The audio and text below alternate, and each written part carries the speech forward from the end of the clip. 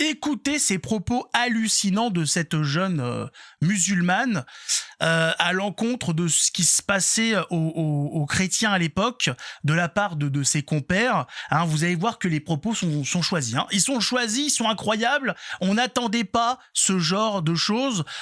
Sommes-nous surpris? Non. Ces gens-là, de toute façon, on l'a bien compris, hein, qu'ils étaient prêts à comment dire, à renoncer à toute logique, à toute humanité, à toute comment dire, à tout bienfait de la part pour les autres, à toute bonté. Vous allez voir, c'est fou. Écoutez bien, parce que il faut s'accrocher quand même. Hein. Je rappelle que là, ça concerne l'islam, religion de paix et d'amour. T'as sûrement déjà entendu parler des janissaires dans l'Empire ottoman. En gros, au départ, c'était des enfants qui étaient enlevés aux familles chrétiennes, notamment dans les Balkans. Enfin voilà, ils étaient kidnappés. C'est un peu triste, mais c'est pour la bonne cause. C'est un peu triste, mais c'est pour la bonne cause. Des musulmans kidnapper des enfants chrétiens, c'est un peu triste, mais c'est pour la bonne cause. Cette femme nous explique que le kidnapping d'enfants, c'est un peu triste. C'est un peu... Non, franchement. Non, c'est vrai, là, elle reconnaît quand même, c'est un peu triste. Un petit peu. C'est vrai. Les gens... Tout le monde a rencontré des gens qui ont eu un enfant kidnappé, qui ont dit « Ah putain, ça fait chier quand même, on s'y était un peu attaché, quoi. Bon, hein, c'est un peu triste, mais c'est pas grave, c'est pour la bonne cause. » Hein, oui, il y a Mokhtar qui a débarqué, il nous a pris le petit Timothée, là, bon, hein, c'est un peu triste. Mais c'est pour la bonne cause, bien évidemment, mais, hein, mais on était trop cons pour le comprendre, c'est pour la bonne cause. Le kidnapping d'enfants, c'est triste, un petit peu triste. Mais c'est pour la bonne cause. Voilà, il faut que les gens se rentrent ça dans le crâne, merde.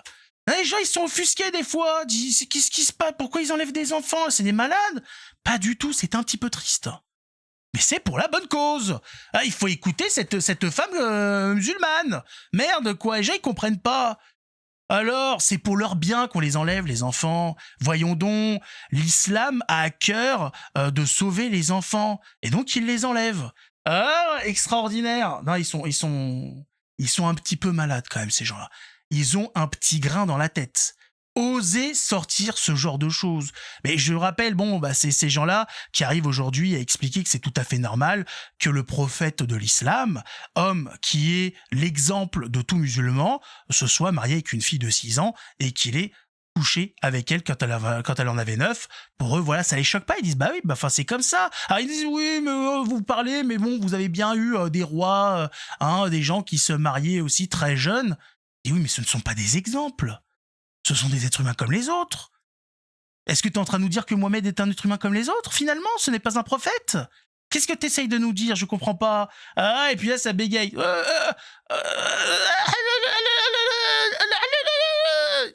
Calme-toi. Qu'est-ce qui t'arrive, Momo? Wow. T'es en train de nous faire un AVC ou quoi? Qu'est-ce qui se passe?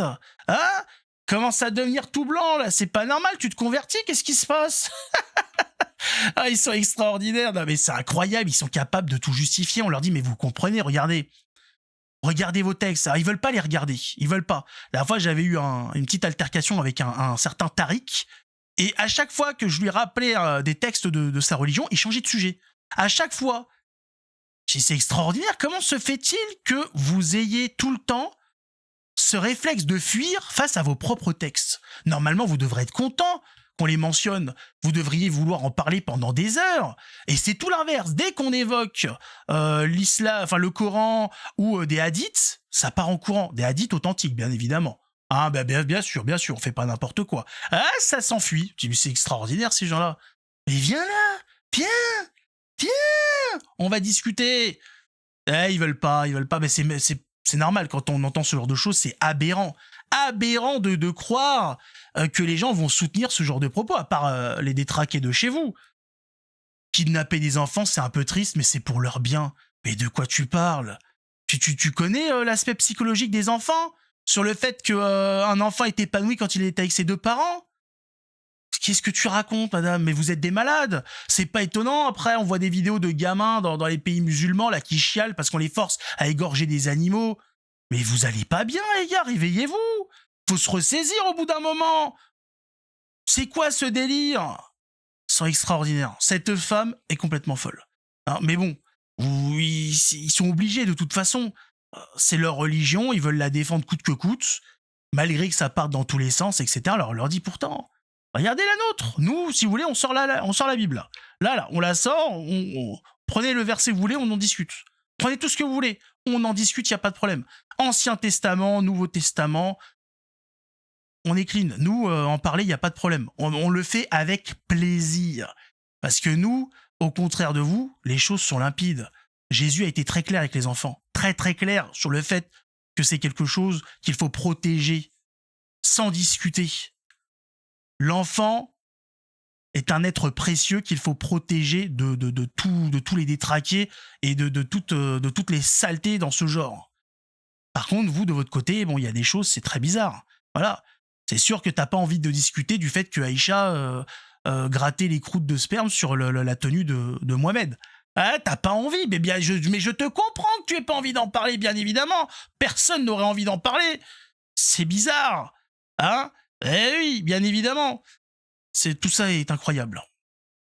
Mettez un pouce, abonnez-vous, et on se retrouve la prochaine fois pour découvrir des belles pépites de ce genre ou d'autres choses qui nous concernent un peu plus. Mais là, c'est pour montrer un petit peu la folie qu'on a en face de nous. Et il y a des gens qui nous parlent de conversion et compagnie. Mais en fait, l'islam, c'est un test de QI. Ceux qui se convertissent à cette religion, à cette croyance d'ailleurs, c'est simplement qu'il n'y avait rien à tirer de ces gens-là. C'est un tri, c'est la sélection naturelle, voilà. Une sélection naturelle, bon, qui nous casse quand même un petit peu les couilles, puisque ça engendre quand même pas mal de problèmes. Prenez soin de vous, que Dieu vous garde, et on se retrouve la prochaine fois.